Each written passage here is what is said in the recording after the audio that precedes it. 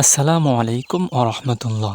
সম্মানিত দর্শকবৃন্দ, আপনারা ভিডিওতে যেই মুরগির বাচ্চাগুলি দেখতে পাচ্ছেন, অবশ্যই নিশ্চয় আপনারা বুঝতে পারছেন বাচ্চাগুলি পিওর খাঁটি দেশি মুরগির বাচ্চা।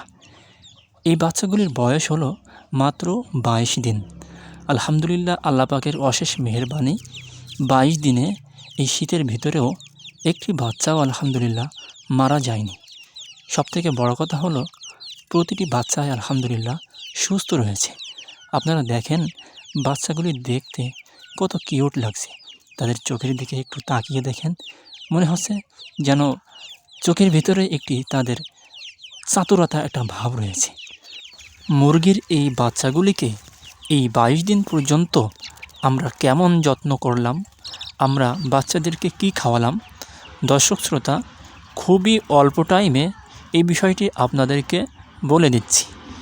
আসলে মূলত তাদের সেবা যত্ন হিসেবে আমরা বড় হাতিয়ার হিসেবে যেটাকে নিয়েছি সেটি হলো মুরগি তাদের সাথে রাখা হয়েছে, যার ফলে মুরগি এই ঠান্ডার ভিতরে বাচ্চাগুলোকে ডানার ভিতরে, পশমের ভিতরে সুন্দরভাবে রেখে দেয়, যার কারণে বাইরের ঠান্ডা বাচ্চাগুলির গায়ে আসর করতে পারে না। আর আপনারা জেনে থাকবেন যে একজন মায়ের আঁচল তলে সন্তান কতটা নিরাপদ থাকে, ঠিক তেমনইভাবে মায়ের কাছে মুরগির বাচ্চাগুলো আসলে খুবই স্বাচ্ছন্দ্য বোধ করে এবং খুব ভালো মতোই থাকে আলহামদুলিল্লাহ। রাতের বেলায় মুরগির বাচ্চাসহ একটি খাঁচার ভিতরে করে নিজেদের ঘরের ভিতরে রাখা হয়। কারণ অনেক সময় বাইরের আপনার মুরগির ঘরে যদি মুরগিগুলি থাকে বাচ্চা নিয়ে, তাহলে অনেক সময় ফাঁক ফোকর দিয়ে আপনার ঠান্ডা লাগার একটা ভয় থাকে। তো সেই হিসেবে বাচ্চাগুলিকে ঘরে রাখা হয়।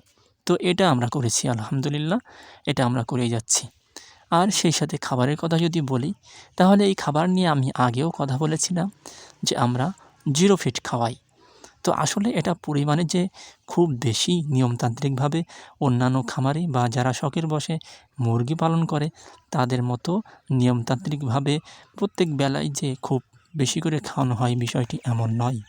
আমরা কি করি, ওই সকালবেলা যখন মুরগি বের করা হয় খাঁচাসহ, সেই সময় তাদেরকে বের করে, বিশেষ করে যখন রৌদ্র হয়, যেহেতু এখন শীতকাল, ঠান্ডার দিকে তো অবশ্যই লক্ষ্য করতে হবে, যেটা বারবার বলেই যাচ্ছি।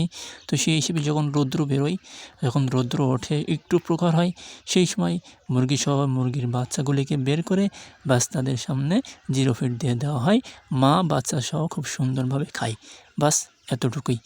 এরপরে মুরগি তার বাচ্চা নিয়ে বিভিন্ন জায়গায় ঘুরে ফিরে পোকামাকড়, হাবিজাবি ইত্যাদি এগুলো খেয়েই তাদের ক্ষুধা নিবারণ করে।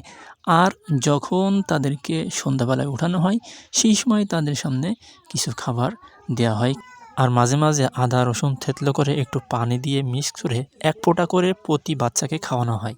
এই হলো মোটামুটিভাবে সীমিত হারে তাদের পরিচর্যা চলছে।